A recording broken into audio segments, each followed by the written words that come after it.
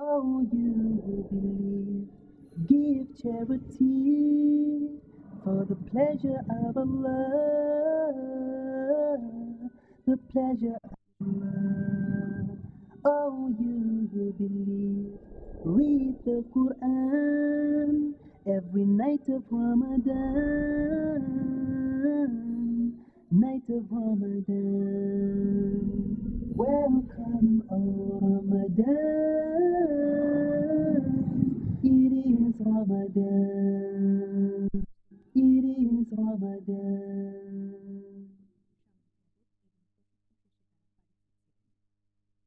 প্রিয় মুসলিম এবং অমুসলিম ভাই, আসসালামু আলাইকুম ওয়া রাহমাতুল্লাহি ওয়া বারাকাতুহু। আল্লাহর দয়া, শান্তি ও রহমত আপনাদের সবার উপরে বর্ষিত হোক।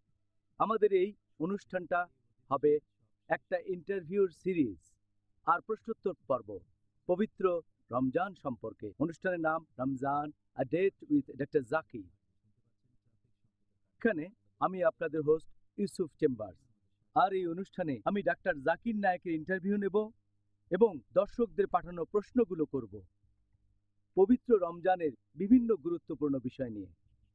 রমজান এই মাসের ব্যাপারে আমার নিজের একটা আবেগ জড়িয়ে আছে। 16 বছর আগের কথা, তার আগে প্রায় 10 বছর অন্ধের মতো খুঁজেছি। এই সময় মুসলিমদের দেখলাম তারা আল্লাহর ইবাদতে মগ্ন থাকে, বিশেষ করে এই পবিত্র মাস রমজানে। তার আগে আমি 10 বছর খুঁজে বেরিয়েছি। আমি পালন করেছি খ্রিস্টান ধর্ম, হিন্দুইজম, জৈন ধর্ম, বস্তুবাদ, সোশ্যালিজম, এরকম আরো অনেক ইজম, আর সেগুলোর নাম যদি আপনারা হয়তো সেগুলো চিনতেও পারবেন না। সুবহানাল্লাহ। তারপর আপনারা যে এই পবিত্র রমজান মাসে আল্লাহ মানুষের জন্যে সর্বশেষ ও চূড়ান্ত আসমানি কিতাব নাজিল করেন, পবিত্র কোরআন। আর সেই কোরআন এখনো আমাদের সাথেই রয়েছে। এই কারণেই পবিত্র রমজান মাস মুসলিমদের কাছে খুব স্পেশাল। শুধু মুসলিম নয়, অমুসলিমদের আমি ইসলাম গ্রহণ করেছিলাম এই পবিত্র রমজান মাসে। তখন মুসলিমদের দেখেছিলাম যে তারা তাদের ধর্ম পালন করছে না। তারপর তারা হঠাৎ করে এই এক মাস ধর্ম পালন করছে। আমি তখন ইসলাম ধর্মের বিভিন্ন গ্রন্থ পড়ে দেখলাম সত্যকে খুঁজে পাওয়ার জন্য। তারপর সত্যকে খুঁজে পেলাম। এর কয়েকদিন পরে আমি রোজা রাখা শুরু করলাম। তার কয়েকদিন পরেই আমি শাহাদা দিলাম। আলহামদুলিল্লাহ, ইসলাম ধর্ম এতটাই ভালো, এটাকে কোনোভাবেই উপেক্ষা করা যায় না। ভাই ও বোনেরা, রমজান মাস রহমতের মাস, ক্ষমা প্রার্থনার মাস। এই মাসেই নবী মোহাম্মদ সাল্লাল্লাহু আলাইহি সাল্লামের উপর পবিত্র কোরআন নাজিল হয়েছিল। আমাদের এই সিরিজ অনুষ্ঠান এটা প্রত্যেকের জন্য খুবই গুরুত্বপূর্ণ, আপনাদের জন্য, আমার জন্য, যাতে সঠিকভাবে রোজা পালতে পারি। আগেই বলেছিলাম যে এই অনুষ্ঠানে আমি হোস্টের দায়িত্ব পালন করব। আর প্রত্যেক দিন এই অনুষ্ঠানে আমার সাথে যিনি থাকবেন তার সম্পর্কে আপনাদের কাছে খুব বেশি বলার দরকার নেই। তার বুদ্ধিমত্তা এবং তার পেশা, প্রথম জীবনে তিনি ছিলেন একজন ডাক্তার, প্রশিক্ষণপ্রাপ্ত মেডিকেল ডাক্তার। একবার তিনি আমাকে বলেছিলেন যে তিনি নিজেকে মনে করতেন একজন মেডিকেল ডাক্তার, অর্থাৎ মানুষের শরীরের ডাক্তার। পরবর্তীতে তিনি আমাকে বলেছিলেন যে তিনি হয়ে গেলেন মানুষের আত্মার ডাক্তার। এটার কারণ হলো কোরআন আর সুন্নাহর সত্যের বাণী তার হৃদয়ে প্রবেশ করেছে। এখন তিনি দাওয়া দেওয়ার প্রয়োজনীয়তা অনুভব করলেন।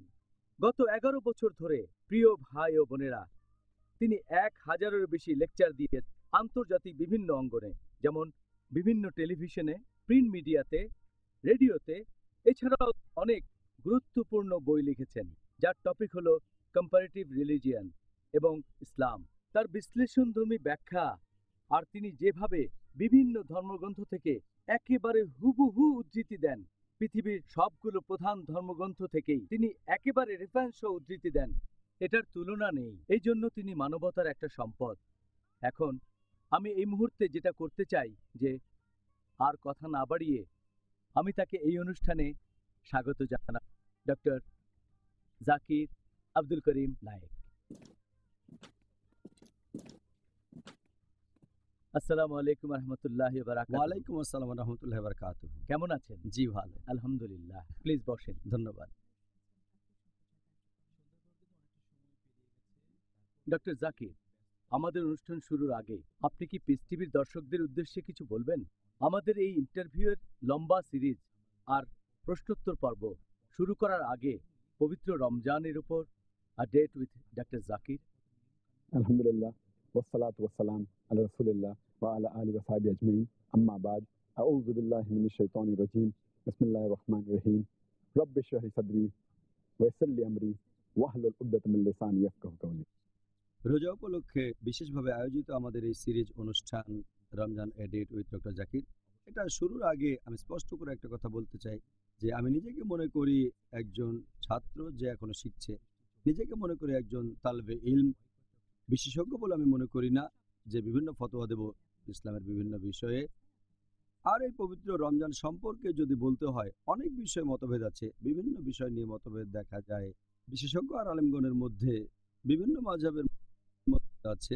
পবিত্র কোরআনে রমজান মাসের কথা সরাসরি উল্লেখ করা হয়েছে মাত্র আয়াতে। সূরা বাকারা আয়াত 183, আয়াত নাম্বার 184, আয়াত 185, তারপর 187। পরোক্ষভাবে আরো কয়েকটা আয়াতে আছে, তবে প্রত্যক্ষভাবে 4টা আয়াতে। তাই বেশিরভাগ নিয়মের ভিত্তি হলো হাদিস। কিছু বিশেষজ্ঞ ব্যবহার করেছেন জয়ী হাদিস, কেউ নিয়েছেন মধু হাদিস, কেউ নিয়েছেন সহিহ হাদিস। আমি এখানে যে উত্তরগুলো দেব সেটা বেশ কয়েকজন বিশেষজ্ঞের দৃষ্টিভঙ্গি অনুযায়ী। আমি শুধু সেই সব বিশেষজ্ঞগণকেই বেছে নিয়েছি যাদের মতামত কোরআন এবং সহিহ হাদিস অনুযায়ী বলে মনে হয়েছে। এগুলো হয়তো দর্শকদের দৃষ্টিভঙ্গির সাথে নাও মিলতে পারে, যেটাতে তারা অভ্যস্ত। আমাদের মতামত হবে কোরআন এবং সহিহ হাদিস অনুযায়ী। প্রয়োজন হলে আমি বিভিন্ন বিশেষজ্ঞের আলাদা মতামতও বলতে পারি, বিশেষজ্ঞগণ নামও বলতে পারি, তবে বেশিরভাগ সময় বলবো না। আমি সবাইকে স্পষ্ট করে জানাতে চাই যে পবিত্র রমজান সম্পর্কে আমি যে উত্তরগুলো দেব তার কোনোটাই আমার নিজের বানানো উত্তর না। এই মতামতগুলো বেশ কয়েকজন বিশেষজ্ঞের, তাদের দৃষ্টিভঙ্গি, আর আমি যথাসাধ্য চেষ্টা করব সেই সময় সেই বিশেষজ্ঞের নামটা বলতে, যাতে করে কেউ না ভাবে যে আমি আমার মতামতগুলো জানাচ্ছি। আর আমার মতে উত্তরগুলো হওয়া উচিত কোরআন এবং সহিহ হাদিস অনুযায়ী। আমি যথাসাধ্য চেষ্টা করে যাব, আর ইনশাআল্লাহ যতখানি সম্ভব হয় বিভিন্ন হাদিস বলার সময় আমি রেফারেন্স দেওয়ার চেষ্টা করব যে এটা সহিহ বুখারী, সহিহ মুসলিম, অধ্যায় নাম্বার পর হাদিস নাম্বার, যাতে করে দর্শকরা সেই হাদিসগুলো চেক করে দেখতে পারে যে আমার কথাগুলো সঠিক কিনা। কোরআনের আয়াতের রেফারেন্স দেব। সাধারণত আমি উত্তর দেওয়ার সময় এভাবে রেফারেন্স দিয়ে কথা বলে থাকি, যাতে করে লোকজন একেবারে খাঁটি উৎস থেকে কোরআন এবং সহিহ হাদিস। আমার মুখ থেকে ভালো আর সঠিক যা কিছু বেরোবে সেটা আল্লাহর তরফ থেকে বেরোবে, আর আমার মুখ থেকে ভুল বা বেঠিক কিছু বেরোলে সেটা আমার তরফ থেকে আর শয়তানের তরফ থেকেই বেরোবে। তাই শয়তানের হাত থেকে রক্ষার জন্য আল্লাহর কাছে আশ্রয় চাচ্ছি, আর আমি আল্লাহ তাআলার কাছে দোয়া করছি এই সিরিজ অনুষ্ঠান যেন আমাদের সবার জন্য উপকারী এবং দর্শকদের জন্য উপকারী হয় ইনশাআল্লাহ। জাযাকাল্লাহ খায়ের। এবারে অনুষ্ঠানের কথা। এখানে এই অনুষ্ঠানটাতে মোট 2টা অংশ থাকবে। প্রথম অংশ হবে ডক্টর জাকির নায়েক ও আমার মধ্যে অনুষ্ঠানের টপিক অনুসারে। প্রত্যেক অনুষ্ঠানে রমজানের একটা বিষয়, আর দ্বিতীয় অংশে আপনাদের বিভিন্ন প্রশ্নের উত্তর দেবেন ডক্টর জাকির নায়েক। প্রশ্নগুলো হবে সেই দিনের উপর। আলহামদুলিল্লাহ ভাই ও বোনেরা, আমি টপিকগুলোর নাম বলছি যেগুলো নিয়ে আমরা আলোচনা করব ইনশাআল্লাহ, যেটা করব আমরা আগামী 30 দিন ধরে। এখন আপনারা হয়তো ভাবতে পারেন যে কেন এই অনুষ্ঠানটাকে 32 দিন সময় নিচ্ছি। এটা কি অদ্ভুত? না, অদ্ভুত না। সত্যি বলতে আমরা পৃথিবীর সব প্রান্তের মুসলিম ভাই বোনের কথাই চিন্তা করেছি যে অবশ্যই রমজান 2-1 দিন আগে পরে আসবে, কোথাও আগে আর কোথাও বা পরে। এই অনুষ্ঠানটা আমরা সব মুসলিমদের কাছে পৌঁছে দিতে চাই, আর আল্লাহ যেন আমাদের এই প্রচেষ্টা সফল ইনশাআল্লাহ। এবারে ভাই ও বোনেরা, আমরা এই অনুষ্ঠানের টপিকগুলো সম্পর্কে জানব। প্রথম দিনে 1 নম্বর টপিক, 1 নম্বর এপিসোড, সেটা হলো রমজান মাসকে স্বাগতম, অর্থাৎ আজ। 2 নম্বর এপিসোড, রমজান মাসে মুসলিমরা সাধারণত যে ভুলগুলো করেন। 3 নম্বর, রমজানের প্রারম্ভিক কথা। 4 নম্বর, কখন রোজা রাখা বাধ্যতামূলক আর অব্যাহতি আছে। 5 নম্বর, যেসব কাজ করলে রোজা ভেঙে যায় আর রোজা অবস্থায় যেসব কাজ নিষিদ্ধ। 6 নম্বর, রোজার সময় যেসব কাজের অনুমতি আছে। 7 নম্বর, রোজার সময় যেসব কাজ সুপারিশ আর অনুৎসাহিত করা হয়েছে। 8 নম্বর, সেহরি এবং ইফতার। 9 নম্বর, রোজা রাখার উদ্দেশ্য। 10 নম্বর, রোজা রাখার উপকারিতা। 11 নম্বর এপিসোড, রমজান অনুশোচনা বা তওবা করার মাস। আর 12 নম্বর, রমজান দোয়া এবং প্রার্থনা করার। তারপর 13 এবং 14 নম্বর কিয়ামুল লাইল, পর্ব 1 এবং 2। নাম্বার 15, তখন আমরা রমজান মাসের মাঝামাঝি সময়ে চলে আসব। ভাই ও বোনেরা, রমজান পবিত্র কোরআনের মাস, পর্ব 16 রমজান পবিত্র মাস, পর্ব 2 17 জাকাত, পর্ব 1 18 জাকাত, পর্ব 2 19 জাকাত, পর্ব 3। নাম্বার 20 লাইলাতুল কদর, ইনশাআল্লাহ একেবারে সঠিক সময়ে রমজানের শেষ 10 দিন। এই সময় থেকে আপনারা এই মঙ্গলময় রাতের সন্ধান করবেন। এরপর number 21 number 22 episode number 22 Ramzan আত্ম উন্নয়ন ও ইসলাহ দেয়ার মাস, পর্ব 1। এরপর নাম্বার 23 এপিসোড রমজান আত্ম উন্নয়ন এবং ইসলাহ দেয়ার মাস, পর্ব 2। এই পর্বটা শেষ হয়ে যাওয়ার পর 24 নম্বর এপিসোড রমজান আত্ম উন্নয়ন ও ইসলাহ দেয়ার মাস, পর্ব 3। এপিসোড নম্বর 25 রমজান আত্ম উন্নয়ন ইসলাহ দেয়ার মাস, পর্ব 4। এপিসোড নম্বর 26 রমজান মাসে অমুসলিমদের কাছে দাওয়া দেয়া। এপিসোড 27 নম্বর হলো কাজা, রোজা, ফিদিয়া এবং রোজার কাফফারা। এপিসোড 28 নম্বর হলো আকাশে চাঁদ দেখা। এপিসোড 29 নম্বর জাকাত আল ফিতর। এপিসোড 30 নম্বর ইফতার। তারপর এপিসোড 31 নম্বর হলো ঐচ্ছিক রোজা এবং নিষিদ্ধ রোজা। আর সবশেষে আমাদের অনুষ্ঠানের শেষ পর্ব, এপিসোড 32 এই রমজান থেকে পরের রমজান। এবারে নিচ্ছি একটা ছোট্ট বিরতি, ইনশাআল্লাহ আবারও দেখা হবে। আসসালামু আলাইকুম। আমাদের অনুষ্ঠানে আবারও স্বাগতম। Ramzan a date with doctor Zakir. আমি আপনাদের হোস্ট ইউসুফ চেম্বার্স। আজকের পর্বে আমাদের আলোচনার টপিক রমজান মাসকে স্বাগতম। আমাদের এই অনুষ্ঠানের টপিকগুলো আলোচনা করে ঠিক করেছি আমি আর ডক্টর জাকির নায়েক। ডক্টর জাকির, আমাদের আলোচনার এই টপিকগুলো সম্পর্কে আপনি কি বলবেন? আলহামদুলিল্লাহ, আমরা টপিকগুলো যেভাবে বেছে নিয়েছি আর যেভাবে ক্যাটাগরি করেছি, আলহামদুলিল্লাহ বিভিন্ন দিনে, এতে করে দর্শকদের উপকার হবে। রমজান মাসের বিস্তারিত সঠিক সময়ে জানতে পারবেন। এতে আমার জন্য সুবিধা হবে, আরও ভালোভাবে বিভিন্ন প্রশ্নের উত্তর দিতে পারবো, কারণ অনেক সময় এই প্রশ্নের উত্তরগুলো ওভারল্যাপ করতে পারে। সেজন্য আমি খেয়াল রাখবো যাতে করে আমি সেই টপিকের উপরে যেটা নিয়ে আলোচনা হচ্ছে আর খেয়াল রাখবো যেন সেই দিনই আমি উত্তরটা বিস্তারিতভাবে দিতে পারি। আর যদি সে ব্যাপারে আগে বলে থাকি তখন তো আমি সংক্ষেপেই উত্তরটা দেব।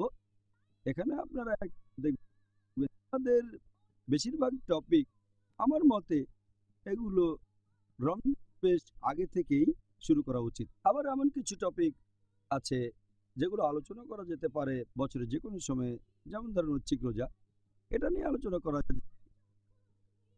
যে কোনো সময়। আর কিছু টপিক যেমন ইতিকাফ আর লাইলাতুল কদর, এগুলো আলোচনা করা উচিত রমজানের শেষ 10 দিনে। আমরাও সেটা করবো ইনশাল্লাহ। আর টপিক যেমন ঈদ উল ফিতর আলোচনা করা উচিত ঈদের ঠিক আগে। বেশিরভাগ টপিক যেগুলো আলোচনা করব সেটা করা উচিত রমজানের আগে। যেমন ধরেন আমরা আলোচনা করব ইফতার এবং সেহর 8 পর্বে। তারপর আলোচনা করব যেসব কাজ করলে একজনের রোজা ভেঙে যায় সেটা 5 নম্বর পর্বে। এদিকে আমরা কিন্তু রোজা রাখা শুরু করব রমজানের প্রথম দিন থেকে, এটার কোনো মানে হয় না। সেজন্য অনুষ্ঠানটা আরও আগে করা উচিত, অন্তত পক্ষে রমজান মাস হওয়ার 3 বা 4 সপ্তাহ আগে থেকেই। তবে আমি মানছি যে আমরা রমজানের প্রথম দিন, কারণ বেশিরভাগ মুসলিম ইসলামিক অনুষ্ঠান দেখে থাকে এই পবিত্র রমজান মাসে, অন্য মাসে বেশি দেখে না। রমজান মাসে মুসলিম দর্শকের সংখ্যা অনেক বেশি হয়ে থাকে, তাই আলহামদুলিল্লাহ পয়লা রমজানই শুরু করাটা ঠিক হয়েছে। তবে এটা আবারও কয়েক মাস দেখানো উচিত, দর্শকরা পরের রমজানের জন্য প্রস্তুত হতে পারেন। মাশাআল্লাহ, এই অনুষ্ঠানের টপিকগুলো ডক্টর জাকির, এগুলো আপনি নিজে বিভিন্ন যুক্তি আর বৈজ্ঞানিক কারণ দেখিয়ে বেছে নিয়েছেন। আমি একটা পদক্ষেপের বেশ প্রশংসা করব, সেটা হলো অনুষ্ঠানের শুরুতে আমরা একটা পর্ব জুড়ে দিয়েছি রমজান মাসকে স্বাগতম। এটা খুবই লজিক্যাল, কারণ প্রথম দিনে সঠিকভাবে রোজা পালন করার ব্যাপারে সব যথেষ্ট মনোযোগী হবে। আশা করি দর্শকদের জন্য পর্বটা যথেষ্ট উপকারী হবে। দ্বিতীয় টপিক, মুসলিমরা এই মাসে সাধারণত যেসব ভুলগুলো করে থাকবে দ্বিতীয় দিনে, তাহলে প্রথম 2 দিনকে হেলথ ওয়ার্নিং বলা যেতে পারে। হ্যাঁ, বলা যায়। আলহামদুলিল্লাহ। আলহামদুলিল্লাহ। এবার আরম্ভ করি রোজার প্রস্তুতি সম্পর্কে। আমাদের নবী মুহাম্মদ সাল্লাল্লাহু আলাইহি ওয়াসাল্লাম তিনি রমজান মাসকে কিভাবে স্বাগত জানাতেন, রমজান উপলক্ষে কি প্রস্তুতি নিতেন? এরকম একটা হাদিস আছে সহিহ বুখারীতে, খণ্ড নম্বর 3, বুক অফ ফাস্টিং, হাদিস নম্বর 1969। আমাদের নবীর স্ত্রী হযরত আয়েশা রাদিয়াল্লাহু আনহা তিনি বলেছেন যে নবী তিনি রমজান মাস ছাড়া অন্য কোনো মাসেই সবগুলো দিন রোজা থাকতেন না, আর অন্যান্য মাসগুলোর মধ্যে শাবান মাসে তিনি সবচেয়ে বেশি রোজা রাখতেন। তাহলে এই হাদিস থেকে আমরা জানতে পারি যে নবী মুহাম্মদ সাল্লাল্লাহু আলাইহি সাল্লাম পবিত্র রমজান মাসকে স্বাগত জানানোর জন্য তার আগের মাসে অন্য মাসের চেয়ে বেশি রোজা রাখতেন, আর সেটা হচ্ছে শাবান মাস। এভাবে আমাদের নবী রমজান মাসের প্রস্তুতি নিতেন। এছাড়াও আপনারা দেখবেন আরেকটা সহিহ হাদিস আছে, অধ্যায় নম্বর 50, হাদিস নম্বর 3451, বলা হয়েছে যে তালহা রাদিয়াল্লাহু আনহু তিনি তার বাবার উদ্ধৃতি দিয়ে বলেছেন যে তার বাবা, তার মানে তালহার দাদা, তিনি বলেছেন যখন নবী নতুন চাঁদ দেখতেন তখনই আল্লাহর কাছে দোয়া করতেন আর বলতেন, হে আল্লাহ, এই মাসে আমাদের রহমত করো। তখন তিনি সেই মাসের নামটা বলতেন, তারপর বলতেন, এই মাসে তুমি আমাদের বিশ্বাসের পথে অটল রাখো। এভাবে আমাদের নবী আল্লাহ সুবহানাহু ওয়া তাআলার কাছে দোয়া করতেন যখনই তিনি নতুন মাসের চাঁদ দেখতেন। শুধু রমজান মাসের নতুন চাঁদ দেখলে যে তিনি এভাবে দোয়া করতেন তা নয়, সব মাস নতুন চাঁদ দেখলে তিনি দেখতেন। আর তিনি পবিত্র রমজান মাসে বিশেষভাবে যেটা হচ্ছে তিনি এই পবিত্র মাসের আগমনের কথা লোকজনকে জানিয়ে দিতেন।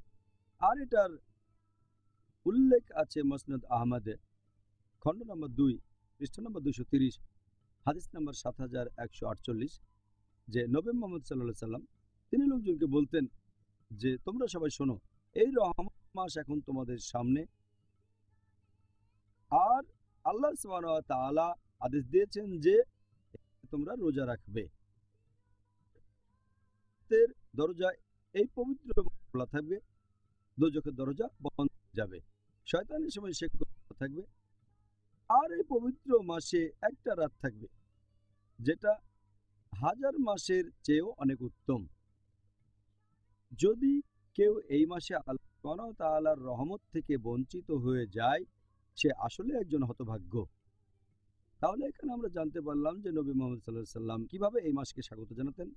তখন লোকজনের কাছে এই পবিত্র মাস আগমনের সুসংবাদটা পৌঁছে দিতেন। মাশাআল্লাহ। এবার আপনার কাছে পরের প্রশ্নটা হচ্ছে, রমজান মাস কাছাকাছি আসলে তখন আমাদের কি করা উচিত? প্রথমে আমরা যেটা করব সেটা হলো আমরা আল্লাহ তাআলাকে ধন্যবাদ জানাবো যে আমরা আরও একবার এই আশীর্বাদের রমজান মাসকে আমাদের সামনে পাচ্ছি। আমরা আল্লাহকে ধন্যবাদ জানাবো তার দয়ার জন্য, আর এই মাসে আমরা ক্ষমা প্রার্থনা করব যাতে করে আমাদের অতীতের সব গুনাহ মাফ করা হয়। আমরা আল্লাহ তাআলাকে ধন্যবাদ জানাবো তিনি যে নিয়ামতগুলো দিয়েছেন, সেজন্য যে রহমত দিয়েছেন, যে ভালোবাসা দিয়েছেন, এটা সবচেয়ে সেরা মাস। আর আল্লাহ তাআলা পবিত্র কোরআনে বলেছেন, সূরা বাকারা অধ্যায় নম্বর 2, আয়াত নম্বর 185, বলা হয়েছে, শাহরু রমজান আল্লাযী উনজিলা ফীহিল কুরআন হুদাল লিন-নাস ওয়া বায়্যিনাতিন মিনাল হুদা ওয়াল ফুরকান। যার অর্থ হলো এই রমজান মাসে পবিত্র কোরআন অবতীর্ণ হয়েছে মানুষ জাতির পথের দিশারি হিসেবে, সৎপথের স্পষ্ট নিদর্শন এবং সত্য আর মিথ্যার পার্থক্যকারী রূপে। এছাড়াও আল্লাহ তাআলা পবিত্র কোরআনে বলেছেন, সূরা বাকারা অধ্যায় নম্বর 2, আয়াত নম্বর 183, আল্লাহ বলেছেন, ইয়া আইয়ুহাল্লাযীনা আমানু হে মুমিনগণ, কুতিবা আলাইকুমুস সিয়াম কামা কুতিবা আলাল্লাযীনা মিন ক্বাবলিকুম লাআল্লাকুম তাত্তাকুন। অর্থাৎ হে মুমিনগণ, তোমাদের জন্য সিয়ামের বিধান দেওয়া হলো যেমন বিধান তোমাদের পূর্ববর্তীগণকে দেওয়া হয়েছিল, যাতে করে তোমরা শিখতে পারো আত্মসংযম। এখানে আরবি হলো তাত্তাকুন, এটা তাকওয়ার সমার্থক, যাতে তোমরা আল্লাহ তাআলাকে মেনে চলো, যাতে শিখতে পারো ধার্মিকতা, শিখতে পারো ন্যায়নিষ্ঠতা। তাহলে এই একজন মানুষ আরও বেশি ন্যায়নিষ্ঠ হতে পারে। এই পবিত্র মাসে আমাদের তাকওয়া স্তরে থাকতে পারে। এই রমজান মাসকে বলা যায় আমাদের জন্য একটা অ্যানুয়াল ট্রেনিং। এটাকে বলা যায় আমাদের শরীরের এক ধরনের সার্ভিসিং। আমরা জানি যে কিভাবে বিভিন্ন যন্ত্রপাতি আর মেশিনারির সার্ভিসিং করা হয়, হয়তো মাসে একবার বা বছরে একবার। এখন আপনি এভাবে বলতে পারেন যে মানুষের শরীরটা পৃথিবীর মধ্যে সবচেয়ে সেরা যন্ত্র, তাহলে তো এই যন্ত্রেরও সার্ভিসিং দরকার হয়। আর রমজান হলো মানুষের শরীরের অ্যানুয়াল সার্ভিসিংয়ের মাস। এই হলো মানুষ জাতির জন্য আধ্যাত্মিক আর নৈতিক ট্রেনিংয়ের মাস। এভাবে আমাদের শরীর, মন এবং আত্মা বিশুদ্ধ হয়ে যাচ্ছে। এই পবিত্র মাসে আমরা আমাদের তাকওয়া বাড়াতে পারি, আমাদের ধৈর্য বাড়াতে পারি, পবিত্র কোরআন থেকে বিভিন্ন উপকারিতা আর দিক নির্দেশনা পেতে পারি। সুবহানাল্লাহ, জাযাকাল্লাহ খায়ের। সুন্দর বলেছেন। পরের প্রশ্ন, রমজান মাস কাছাকাছি আসলে যে কাজগুলো করা উচিত সে ব্যাপারে আপনি পিস টিভি দর্শকদের কি উপদেশ দেবেন? আমি উপদেশ দেব যে প্রত্যেক মুসলিম পুরুষ বা নারী এই রমজান মাসে এই ব্যাপারে দৃঢ় সিদ্ধান্ত নেবে যে তারা এই আশীর্বাদের মাসে রমজান মাসে একটা দিনই রোজা রাখবে। আর আমরা চেষ্টা করব যাতে এই মাসের সব উপকারিতা, এই আশীর্বাদের মাসে আমরা একটা মিনিটও তুচ্ছ বা সামান্য কাজে ব্যয় করব না। এই মাসে আমরা যতটা পারি আল্লাহ সুবহানাহু ওয়া তাআলাকে স্মরণ করব, আমরা তার কাছে দয়া ভিক্ষা করব, তার কাছে ক্ষমা প্রার্থনা করব। আমরা চেষ্টা করব যাতে তার ভালোবাসা পেতে পারি। আর এই সময়ে বাড়ানোর চেষ্টা করব আমাদের ধার্মিকতা, আমাদের ন্যায়নিষ্ঠতা, আমাদের ধৈর্য। আর আমাদের ইসলাম বলেছেন, সহিহ বুখারী খণ্ড নম্বর 3, বুক অফ ফাস্টিং, হাদিস নাম্বার 1903, আমাদের নবী মুহাম্মদ সাল্লাল্লাহু আলাইহি ওয়াসাল্লাম বলেছেন, যদি কেউ মিথ্যে কাজ আর মিথ্যে কথা থেকে বিরত না থাকে, আল্লাহ সুবহানাহু ওয়া তাআলা তার খাদ্য গ্রহণ, পানীয় গ্রহণ থেকে বিরত থাকাটাও দেখবেন না। তার মানে যদি কোনো লোক মিথ্যে কাজ এবং মিথ্যে কথা বলা বাদ না দেয়, আল্লাহ তাহলে তার পানাহারে বিরত থাকাটাকে কোনো গুরুত্ব দেবেন না। তার মানে আপনার রোজাটা যোগ্য হবে না যদি না মিথ্যে কাজ আর মিথ্যে কথা থেকে বিরত থাকেন। আমাদের প্রিয় নবী মুহাম্মদ সাল্লাল্লাহু আলাইহি ওয়াসাল্লাম তিনি আরো বলেছেন, এটাও একটা সহিহ হাদিস যেটা উল্লেখ করা হয়েছে মুসনাদ আহমদে, খণ্ড নম্বর 2, পৃষ্ঠা নম্বর 230, হাদিস নাম্বার 7148। এছাড়াও আছে সুনান আল নিসাইতে, অধ্যায় নম্বর 5, হাদিস নাম্বার 2106। সেখানে আমাদের নবী মুহাম্মদ সাল্লাল্লাহু আলাইহি ওয়াসাল্লাম বলেছেন, সবাই শোনো, রহমতের মাস রমজান তোমাদের সামনে। আল্লাহ তাআলা আদেশ দিয়েছেন যে এই মাসে তোমরা রোজা রাখবে, আর বেহেশতের দরজা খোলা থাকবে এই পবিত্র মাসে এবং দরজা বন্ধ থাকবে, শেকলে বাঁধা। এই মাসে একটা রাত আছে যেটা হাজার মাসের চেয়েও অনেক উত্তম। যদি কেউ এই মাসে আল্লাহর রহমত থেকে বঞ্চিত হয়, সে আসলে একজন হতভাগ্য। তাই আমাদের মনস্থির করতে হবে যে এই মাসের উপকারিতাগুলো সব নেব। আমাদের নবী মুহাম্মদ সাল্লাল্লাহু আলাইহি ওয়াসাল্লাম বলেছেন, এটা হচ্ছে সহিহ বুখারীতে খণ্ড নম্বর 3, বুক অফ ফাস্টিং, হাদিস নাম্বার 1901। আমাদের নবী মুহাম্মদ সাল্লাল্লাহু আলাইহি ওয়াসাল্লাম বলেছেন যে যদি কেউ এই মাসে রোজা পালন করে বিশ্বাসের সাথে এবং আল্লাহর কাছ থেকে পুরস্কার পাওয়ার জন্য, তার অতীতের সব গুনাহ ক্ষমা করা হবে।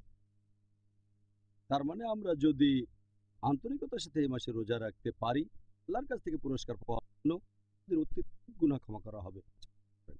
খুব সহজেই আমরা অতীতের গুনাহ থেকে ক্ষমা পেতে পারি।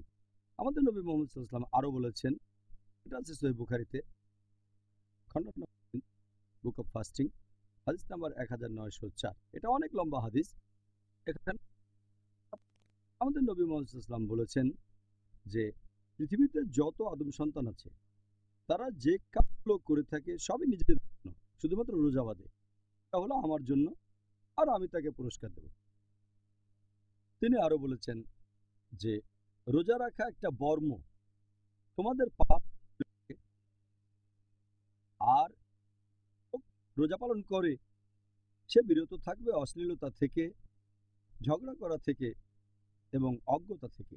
যদি কেউ তাকে গালমন্দও করে অথবা রটায়, সে তখন বলবে আমি রোজা আছি, আমি রোজা আছি।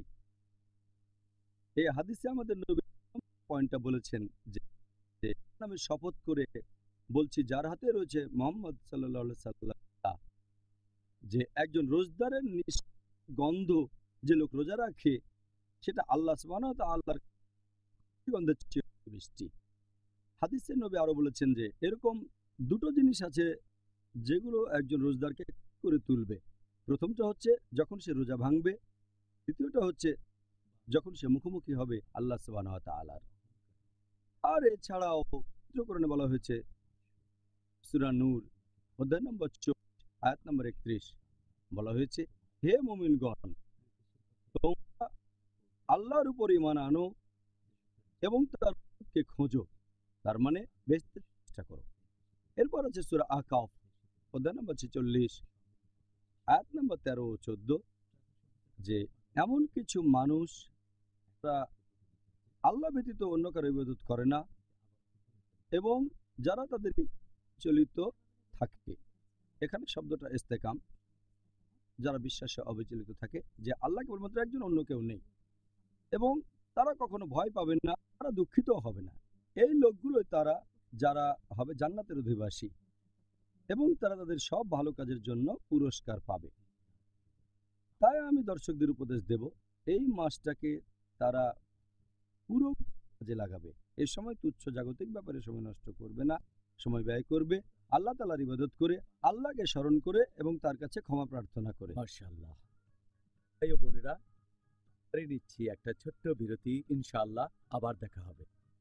It is Ramadan. It is Ramadan. আসসালামু আলাইকুম। আমাদের অনুষ্ঠানে আবারও স্বাগত। রমজান আর ডেট উইথ ডক্টর জাকির। আমি আপনাদের হোস্ট ইউসুফ চেম্বার্স। আজকের পর্বে টপিক রমজান মাসকে স্বাগতম। এবার পরের প্রশ্নটা হচ্ছে, আপনি একটু আগেই এ ব্যাপারে একটা সুন্দর হাদিসের কথা উল্লেখ করলেন, তবে ঠিক কোন কারণে রমজান মাসকে ক্ষমা প্রার্থনা বা তওবা মাস বলা হয়, আর এটা বলা হয় কেন? হ্যাঁ, এই ব্যাপারে আমি বলেছি যে আমাদের নবী মুহাম্মদ সাল্লাল্লাহু আলাইহি ওয়াসাল্লাম বলেছেন, এটা একটা আছে সহিহ বুখারীতে খণ্ড 3 বুক অফ ফাস্টিং হাদিস নাম্বার 1901। আমাদের নবী মুহাম্মদ সাল্লাল্লাহু আলাইহি ওয়াসাল্লাম বলেছেন, যদি কেউ পবিত্র রমজান মাসে রোজা রাখে সঠিক নিয়তের সাথে, ঈমানের সাথে, আল্লাহ সুবহানাহু ওয়া তাআলার কাছ থেকে পুরস্কার লাভের আশায়, তার ওপর সব গুনাহ ক্ষমা করা হবে। এই কথাটা আবারও বলা হয়েছে মুসনাদ আহমেদে খণ্ড নম্বর 3 হাদিস 524। সেখানে বলা হয়েছে, যদি কোনো লোক এই পবিত্র রমজান মাসে রোজা রাখে সঠিক নিয়তের সাথে, আল্লাহ সুবহানাহু ওয়া তাআলার কাছ থেকে পুরস্কার লাভের আশায়, তার অতীতের সব গুনাহ ক্ষমা করে দেয়া হবে। এছাড়া আর উল্লেখ আছে, এটা আছে সহিহ মুসলিমে খণ্ড নাম্বার 1 হাদিস নাম্বার 450। আমাদের নবী মুহাম্মদ সাল্লাল্লাহু আলাইহি ওয়াসাল্লাম বলেছেন যে 5 ওয়াক্ত নামাজের মধ্যবর্তী সময়টা 2 জুম্মা এবং 1 রমজান থেকে আরেক রমজান, এই সময়টাতে তোমাদের গুনাহ ক্ষমা করা হবে। এই সময়টাতে তোমাদের সব পাপ ক্ষমা করা হতে পারে। আমাদের প্রিয় নবী মুহাম্মদ সাল্লাল্লাহু আলাইহি ওয়াসাল্লাম আরও বলেছেন, এটা উল্লেখ আছে সহিহ মুসলিম খণ্ড নাম্বার বুক অফ তাওবা হাদিস নাম্বার 6644।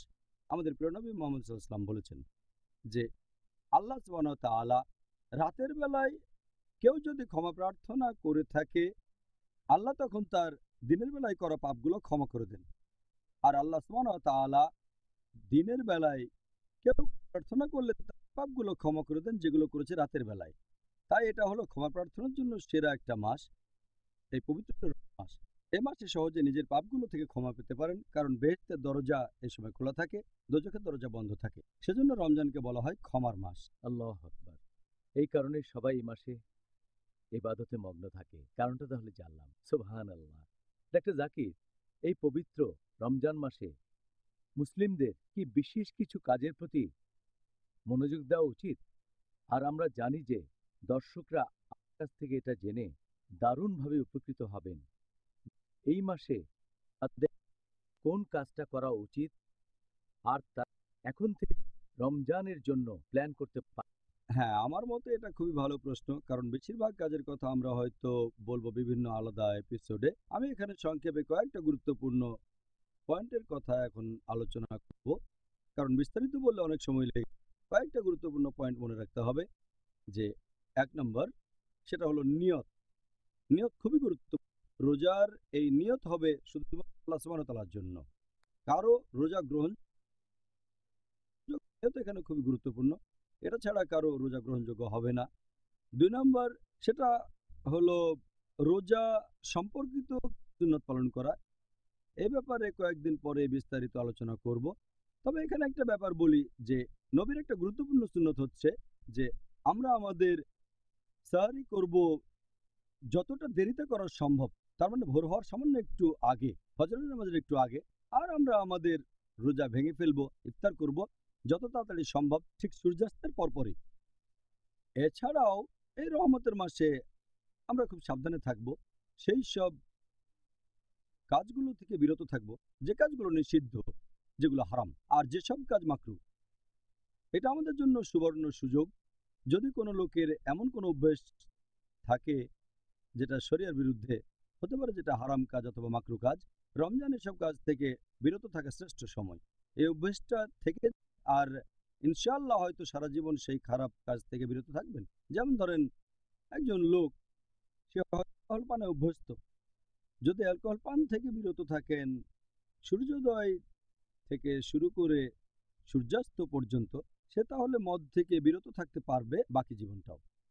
একইভাবে আমরা চেষ্টা করব সেসব কাজ থেকে বিরত থাকতে যে কাজগুলো মাকরু। যেমন ধরেন দাঁড়িয়ে পানি পান করা। যদি এমন অভ্যাস থাকে তাহলে একটু চেষ্টা করবেন যেন রমজান মাসে আপনি বসে পানি পান করবেন। এটা আমাদের নবীর সুন্নত। তাহলে আপনারা এই মাসে বিভিন্ন রকম হারাম কাজ থেকে বিরত থাকতে পারেন, যে কাজটা হয়তো আপনি করতেন, অথবা কোনো মাকরু কাজ। এছাড়াও এই পবিত্র রমজান মাসে আপনাদের নবী মুহাম্মদ সাল্লাল্লাহু আলাইহি সাল্লামের বিভিন্ন সুন্নাত প্রয়োগ করতে পারেন আপনার দৈনন্দিন জীবনে। যেমন ধরেন হয়তো দাড়ি রাখলেন, অনেক দাড়ি রাখে না। এটা সুন্দর মাস যখন নবীর সুন্নতগুলো মেনে চলতে পারেন। এছাড়াও নবীর সুন্নত বিভিন্ন রকম দোয়া, যখন বাসার ভেতরে ঢুকবেন, টয়লেট থেকে বের হবেন, তারপর কোনো কিছুতে ভ্রমণ করার সময় যে দোয়া করবেন, সুবহানাল্লাযী সাক্কানা মুকরিমিন ওয়া ইন্না রাব্বিনা মুনকালিবুন। তাহলে ভালো সময়ে এই সময় যত বেশি সম্ভব নবীর সুন্নত পালন করে চলবেন, যাতে সরল পথে থাকতে পারেন। এটা খুবই সুন্দর মাস। এ সময়ে আপনারা চেষ্টা করবেন নামাজ আদায় করার জন্য। শুধুমাত্র ৫ ওয়াক্তের নামাজ নয়, এগুলো তো ফরজ। এছাড়াও বেশি করে নফল আর সুন্নত পড়ার চেষ্টা করে যাবেন। যদি জামাতে নামাজ পড়ার অভ্যেস না থাকে তাহলে জামাতে নামাজ পড়বেন। আর যত বেশি মসজিদে যান নামাজ জন্য, এই মাসে আপনারা চেষ্টা করবেন যেন তারাবিহ মিস করেন। অনেকে মনে করে, আর কথাও সত্য যে এটা সুন্নত, তবে অনেকে মনে করে যেহেতু এটা সুন্নত তাই মিস করা যেতে পারে। তারাবি খুবই গুরুত্বপূর্ণ একটা সুন্নত, যদিও এটা ফরজ না। তারপরও মুসলিমদের এটা করা উচিত যে যতখানি সম্ভব, কারণ এখানে অনেক রহমত। তাহলে তারাবি অনেক গুরুত্বপূর্ণ, মুসলিমদের এটা মিস করা উচিত না। আর যখন তারাবির নামাজ পড়ব, আমাদের অনেকেই খুব তাড়াতাড়ি করে নামাজ পড়ে, কারণ আমরা কোরআন খতম দিতে চাই। নামাজ পড়ে ১০০ মাইল স্পিডে একেবারে আমরা নামাজ পড়ব ধৈর্যের সাথে, মাঝারি গতির সাথে, যাতে লোকজন বুঝতে পারে আল্লাহ কি আদেশ দিয়েছেন। আর যদি সময় থাকে, যদি সম্ভব হয়, আমাদের ইতিকাফ উচিত শেষ 10 দিন। আর ইতিকাফের সময় আমরা মানুষজনের সাথে বেশি মেলামেশা করব না। অনেকে ইতিকাফের সময় মানুষের সাথে মেলামেশা করে থাকে, এতে করে ইতিকাফের উদ্দেশ্যটা পূর্ণ হয় না। এছাড়াও আমরা বেশি করে দোয়া করব, বেশি করে প্রার্থনা করব। এটা হলো দোয়া করার মাস। আর বেশি করে জিকির করব, আল্লাহ তাআলাকে বেশি করে স্মরণ করব এবং তার ইবাদত করব। এই পবিত্র রমজান মাসে আমরা যত বেশি সম্ভব কোরআন শরীফ পড়ব। আর কোরআন আরবিতে পড়ার পাশাপাশি যদি আপনি আরবি ভাষা জানেন তাহলে কোনো সমস্যা নেই। যদি আরবি না জানেন তাহলে সেই ভাষায় পবিত্র কোরআনের কোনো অনুবাদ পড়েন যে ভাষা সবচেয়ে ভালো বোঝেন। যদি ইংরেজি ভালো বোঝেন ইংরেজিতে পড়েন, উর্দু ভালো বুঝলে উর্দুতে পড়েন, যেটা ভালো বোঝেন সে ভাষায় অনুবাদ পড়েন। তবে কোরআন পাঠ করার সময় এই জন্য অবশ্যই সওয়াব পাবেন। সময় কোরআনের অনুবাদটাও পড়তে হবে যাতে করে আল্লাহ সুবহানাহু ওয়া তাআলার নির্দেশগুলো প্রয়োগ করতে পারেন। যদি সম্ভব হয় প্রতি 7 দিনে একবার কোরআন পাঠ করেন অথবা প্রত্যেক দিন অন্তত এক পারা কোরআন পড়েন, তাহলে এই রমজান মাসে অন্ততপক্ষে একবার পবিত্র কোরআন খতম দিতে পারবেন। এই মাসে যত বেশি সম্ভব আপনারা হাদিস পাঠ করুন, তবে খেয়াল রাখবেন যেন সহিহ হাদিস পাঠ করেন। আর হাদিসের উপরে সবচেয়ে ভালো গ্রন্থ হচ্ছে সহিহ আল বুখারী, তারপর সহিহ মুসলিম। অন্যান্য কুতুবে সিত্তাও পড়ে দেখতে পারেন, তবে যেন সহিহ। এছাড়াও নবী মুহাম্মদ সাল্লাল্লাহু আলাইহি ওয়াসাল্লামের জীবনীর উপরে বই পড়েন। এরপর দেখবেন যদি আপনারা জাকাত না দেন তাহলে জাকাত আদায় করবেন, কারণ এটা বাধ্যতামূলক দান। প্রত্যেক লোক যাদের সঞ্চয় নিসাব লেভেলের উপরে 85 গ্রাম স্বর্ণের চেয়ে বেশি, তাহলে সে তার সঞ্চয় থেকে 2.5% প্রতি হিজরি বছরে জাকাত হিসেবে দান করবে, জাকাত দেবেন। আর অনেক মানুষ তারা সঠিকভাবে জাকাতের হিসেব করে না। এখানে খেয়াল সঠিকভাবে হিসাব করেন, আর কম দেওয়ার চেয়ে বেশি দেওয়াটা অনেক বেশি ভালো। তাই সঠিকভাবে হিসাব করেন, খেয়াল রাখবেন যেন জাকাত হয়। এই রমজান মাস হচ্ছে উদারতার মাস, এটা সাদকার মাস। এই মাসে বেশি বেশি দান করবেন আপনারা। আর এটা ছাড়াও আপনাদের খেয়াল রাখতে হবে যে এই পবিত্র মাসে আমরা হাসি খুশি থাকব। মুসলিমদের অনেকেই এ সময় দেখায় ম্লান, দেখায় মনমরা। আমরা এই সময় হাসি খুশি থাকব। আর আমাদের পরিবারকে বেশি করে সময় দেব। অনেক সময় পরিবারকে অবহেলা করি, এই সময় খেয়াল রাখবো যাতে পরিবারকে সময় দিতে পারি আর এই সবগুলো কাজ করতে পারি একসাথে। এছাড়াও আমরা হুসনে সুলুক করব অন্যান্য লোকজনের সাথে। এ সময় অন্য মানুষের সাথে কথা বলবো আমরা দয়ার সাথে, ভালোবাসা দিয়ে। যদি তারা কোনো ভুল করে তাহলে ক্ষমার মাস। আপনি কারো কাছে ভুল করে থাকলে তার কাছে ক্ষমা চাই। আশেপাশের মানুষের সাথে মেলে আর যত্নের সাথে। এছাড়াও করব তাফাক্কুর, তার মানে বিভিন্ন জিনিস আলোচনা করা। খেয়াল রাখবেন যেন রমজান মাস নিয়ে আপনার প্ল্যানটা সঠিক হয়। আর খেয়াল রাখবেন যেন সময় নষ্ট না করেন, এমনকি সেকেন্ডও না। এটা হলো অর্জন করার মাস। আর এছাড়াও এই রমজান হলো আত্মোন্নয়নের জন্য সবচেয়ে সেরা মাস। এছাড়াও আমরা চেষ্টা করব যেন এই মাসে ইসলাহ দিতে পারি অন্যান্য মুসলিম ভাই বোনদের কাছে। এটা দাওয়া দেওয়ার জন্য সেরা মাস, তার মানে অমুসলিমদের কাছে ইসলামের বাণী পৌঁছে দেয়া। তাই আমি মুসলিম ভাই বোনদের অনুরোধ করব যে আপনারা সঠিকভাবে এই মাসের প্ল্যানটা করবেন। খেয়াল রাখবেন যেন এই মাসের প্রত্যেকটা সেকেন্ড খেতে পারেন। আমিন। ভাই ও বোনেরা, এবারে নিচ্ছি একটা ছোট্ট বিরতি। ইনশাআল্লাহ আবার দেখা হবে। It is Ramadan. আসসালামু আলাইকুম। আমাদের অনুষ্ঠানে আবারও স্বাগতম। রমজান আর ডেট উইথ ডক্টর জাকির। আমি আপনাদের হোস্ট ইউসুফ চেম্বার্স। আজকের পর্বে আমাদের আলোচনার টপিক রমজানকে স্বাগতম। ডক্টর জাকির, তাহলে এই রমজান মাস হলো আমাদের জন্য একটা সুযোগ। এই মাসে আমরা অনেক সুযোগ পেতে পারি। এখন আমাদের এই কাজগুলো আল্লাহ তাআলার কাছে গ্রহণযোগ্য হতে গেলে তার শর্তগুলো কি কি? এখানে প্রধান দুটো শর্ত হচ্ছে, 1 নম্বর সেটা নিয়ত। এটা করবেন শুধু আল্লাহর জন্য, অন্য কারো। আপনারা যে কাজগুলো করবেন সেগুলো করবেন শুধু আল্লাহর জন্য, অন্য কারোর জন্য না। এটা খুবই গুরুত্বপূর্ণ। এই শর্ত পূরণ না হলে সব কাজই বিফলে চলে যাবে। আল্লাহ সুবহানাহু ওয়া তাআলা পবিত্র কোরআনে বলেছেন, সূরা বাইয়িনা অধ্যায় নম্বর 98 আয়াত নম্বর 5 বলা হয়েছে যে তোমরা শুধুমাত্র আল্লাহ সুবহানাহু ওয়া তাআলার ইবাদত করবে। এটা করবে শুধু তার জন্য, অন্য কারোর জন্য না। এছাড়া উল্লেখ করা আছে সূরা ইনসান অধ্যায় নম্বর 76 9 নম্বর আয়াত, বলা হয়েছে যে তোমাদের আহার দিয়েছি আল্লাহ সন্তুষ্টির জন্য, খুশি হন। আমরা তোমাদের নিকট থেকে কোনো পুরস্কারও চাই না, কোনো প্রতিদানও চাই না। তার মানে যদি কাউকে খাওয়ান সেটা সন্তুষ্টির জন্য, সেটার উপর কোনো পুরস্কার অথবা প্রতিদান আশা করেননি। এটা খুবই গুরুত্বপূর্ণ ব্যাপার, রাখবেন। আপনার সব কাজ হবে আল্লাহ সন্তুষ্টি লাভের জন্য, এটা খুবই গুরুত্বপূর্ণ ব্যাপার। এছাড়াও আরো উল্লেখ আছে পবিত্র কোরআনে সূরা শূরা অধ্যায় নম্বর 42 আয়াত নম্বর 20, যদি কেউ আখিরাতের ফসল কামনা করে কোনো কাজ করে থাকে, আল্লাহ সুবহানাহু ওয়া তাআলা তার পুরস্কার আখিরাতের ফসল বহুগুণে বর্ধিত করে দেন। আর যদি কেউ দুনিয়ার ফসল কামনা করে কোনো কাজ করে থাকে, দুনিয়ার আশা করে, আল্লাহ তার জন্য দুনিয়ায় কিছু দেবেন, কিন্তু আখিরাতে তার জন্য কিছু থাকবে না। আল্লাহ এই কথা আবারও বলেছেন সূরা হুদ অধ্যায় নম্বর 11 আয়াত 15 ও 16, যে যদি কেউ পৃথিবীর জীবন আর তার শোভা কামনা করে অথবা কোনো কাজ করে এই দুনিয়ার খাতিরে, আর এই পৃথিবীর জৌলুস কামনা করে, আল্লাহ সুবহানাহু ওয়া তাআলা এই দুনিয়ায় তাকে দেবেন, কিন্তু আখিরাতে তার জন্য কিছুই থাকবে না, শুধুমাত্র আগুন ছাড়া। আর তারা যে কাজ করে সেগুলো সব আখিরাতে নিষ্ফল হয়ে যাবে। সেজন্য যাই করেন সেটা হবে আল্লাহ সুবহানাহু ওয়া তাআলার জন্য। আর ইসলাম ধর্মের দ্বিতীয় খলিফা হযরত ওমর রাদিয়াল্লাহু আনহু, এটার উল্লেখ আছে সহিহ বুখারীতে খণ্ড নম্বর 1 হাদিস নম্বর 1।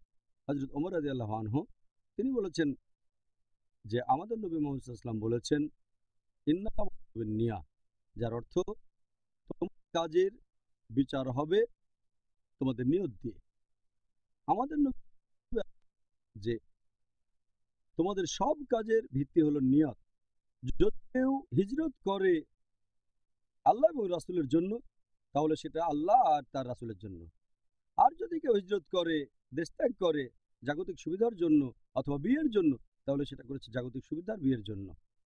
তাই নিয়ত খুবই গুরুত্বপূর্ণ। আর এই কথাটা আরও আছে অন্য আরেকটা হাদিসে, আছে সহিহ মুসলিমে খণ্ড নম্বর 4 হাদিস নম্বর 7114, বলা হয়েছে যে আমাদের প্রিয় নবী মুহাম্মদ সাল্লাল্লাহু আলাইহি ওয়াসাল্লাম বলেছেন যে আল্লাহ সুবহানাহু ওয়া তাআলা বলেছেন যে আমি একাই স্বয়ংসম্পূর্ণ, আমার কোনো সাহায্যকারীর প্রয়োজন নেই। যদি কেউ কোনো কাজ করে অন্যের জন্য পাশাপাশি আমার জন্য, আমি সেটা ত্যাগ করি, কারণ এখানে সে অন্য কাউকে শরীক করেছে। তার মানে কিছু অংশ করেছে আল্লাহর জন্য আর কিছু অংশ অন্যের জন্য। এরকম করতে পারবেন না, করবেন শুধুমাত্র আল্লাহ সুবহানাহু ওয়া তাআলার জন্য, শুধুমাত্র তার জন্য, আর কারোর জন্য না। আল্লাহ তাআলা তার সাথে কাউকে শরীক করাকে পছন্দ করেন না। এটা গুরুত্বপূর্ণ, এটা বেসিক ব্যাপার। আর সেটা হলো নিয়ত। কোনো কাজ গ্রহণযোগ্য হবে এর জন্য দ্বিতীয় যে শর্তটা হলো আমরা যে হবে শরিয়া অনুযায়ী, সেটা হবে আল্লাহ এবং রাসূলের নির্দেশ অনুযায়ী, সেগুলো হবে কোরআনের শিক্ষা অনুযায়ী এবং নবী মুহাম্মদের শিক্ষা অনুযায়ী।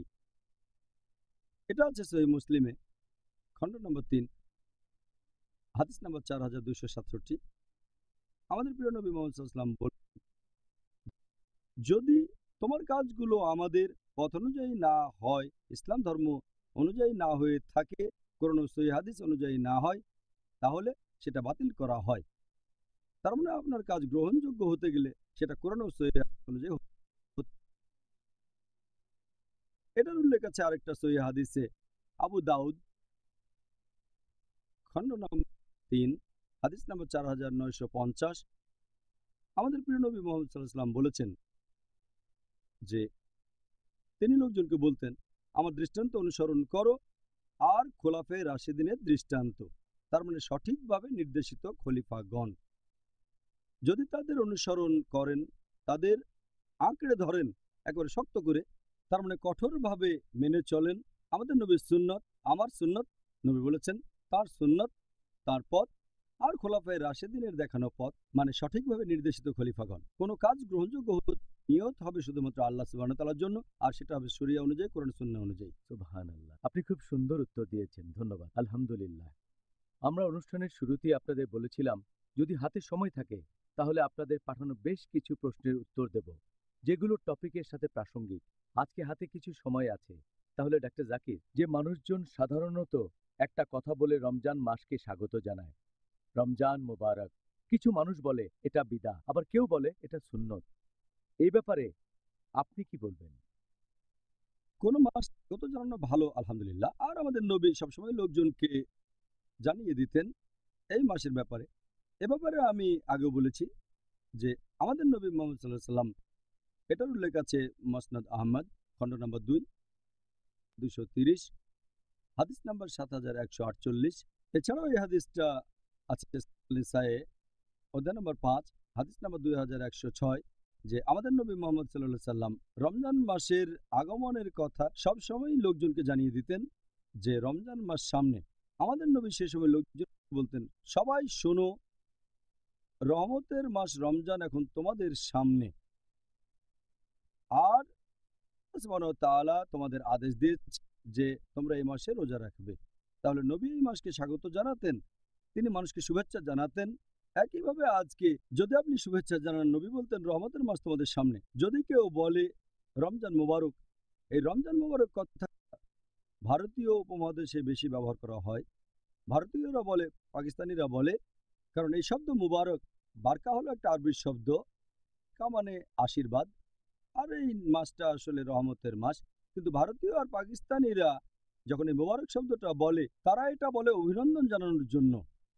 কেউ পরীক্ষায় পাশ করলে উর্দুতে তাকে মোবারক দেওয়া হয়, এটা কিন্তু এসেছে আরবি শব্দ বারকা থেকে। তাই রমজান মাস আসলে তারা বলে রমজান মোবারক, তার মানে এটা হলো আশীর্বাদের মাস, অথবা এক ধরনের অভিনন্দন জানানো, অন্যকে শুভেচ্ছা জানানো যে রহমতের মাস আমাদের সামনে। তাই আমার মতে এটা বিদা নয়, একটা মাস স্বাগত জানানো যায়। এটা ভালো যে এই মাসকে আশীর্বাদের মাস বলছেন আর অন্য মানুষকে জানিয়ে দিচ্ছেন, তাদের বলছেন যে এই মাসে অনেক আশীর্বাদ পেতে পারেন। তাই আমার মতে এটা বিধান নয়। তবে কিভাবে শুভেচ্ছা জানাচ্ছেন, যেভাবে বলছেন, সেটা হলো মুবাহ, তার মানে ঐচ্ছিক। ভারতীয় উপমহাদেশে আমরা সাধারণত বলে থাকি রমজান মুবারক, মধ্যপ্রাচ্যের দেশগুলোতে বলে থাকি রমজান করিম। এই সবগুলো কথাই আসলে ভালো। পবিত্র মাস, আশীর্বাদের মাস অথবা ক্ষমাশীলতার মাস, এখানে কিভাবে বলবেন সেটা আপনার ব্যাপার। তবে আমাদের নবী মোহাম্মদ সাল্লাল্লাহু সাল্লাম তখন লোকজনদের বলতেন, সবাই শোনো, রহমতের মাস রমজান তোমাদের সামনে। আমার মতে লোকজন সবাইকে শুভেচ্ছা জানাবে, সবাইকে মনে করিয়ে দেবে এই রহমতের মাসের ব্যাপারে। মাশাআল্লাহ, জাযাকাল্লাহ খায়ের ডক্টর জাকির নায়েক। এটাই আজকে অনুষ্ঠানের শেষ প্রশ্ন। হাতে আর সময় নেই, তা না হলে আমরা পিস টিভির দর্শকের কাছ থেকে পাওয়া সবগুলো প্রশ্নের উত্তর দিতে পারতাম। ভাই ও বোনেরা, জাযাকাল্লাহ খায়ের। আশা করি আপনারাও ডক্টর জাকির নায়েকের উত্তরগুলো উপভোগ করেছেন। আজকের টপিক ছিল রমজান মাসকে স্বাগতম। আগামীকাল আলোচনার টপিক রমজান মাসে মুসলিমরা সাধারণত যে ভুলগুলো করে থাকে। আগামীকাল আবার দেখা হবে। আসসালামু আলাইকুম ওয়া রাহমাতুল্লাহি ওয়া বারাকাতুহু। حافظين ذاكرين قانتين